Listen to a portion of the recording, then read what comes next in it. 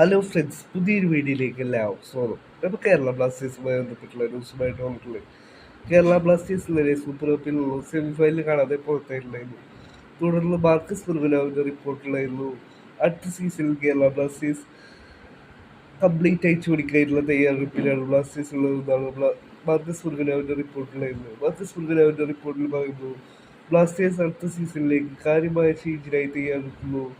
ചില tough കോൾസിനായി Blasters തയ്യാറെടുക്കുന്നു. കോൺട്രാക്റ്റുള്ള താരങ്ങളെ പോലും ബ്ലാസ്റ്റേഴ്സ് ടീമിൽ നിന്ന് ഒഴിവാക്കാനുള്ള പരിപാടിയിലാണ് ഇപ്പോൾ ഉള്ളതെന്നാണ് മാർക്കസ് ഫെർമിനോവിന്റെ റിപ്പോർട്ടുണ്ടായിരുന്നത്.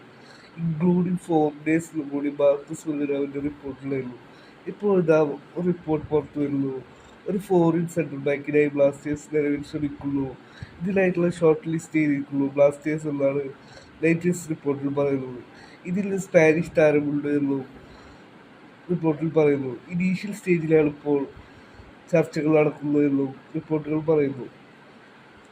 മാർക്കസ് ഫെർമിനോവിന്റെ റിപ്പോർട്ടിലുണ്ടായിരുന്നു, ക്ലബിലേക്ക് വന്ന രണ്ട് താരങ്ങളുടെ കാര്യത്തിലും ക്ലബ് ഇപ്പോൾ പുനർചിന്തനം നടത്തുന്നു.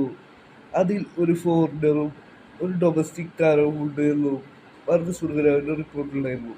എന്നാൽ വരും ദിവസങ്ങളിൽ ഇതിനെക്കുറിച്ചുള്ള കൂടുതൽ ന്യൂസുകൾ പുറത്തുവരുമെന്ന് പ്രതീക്ഷിക്കാം.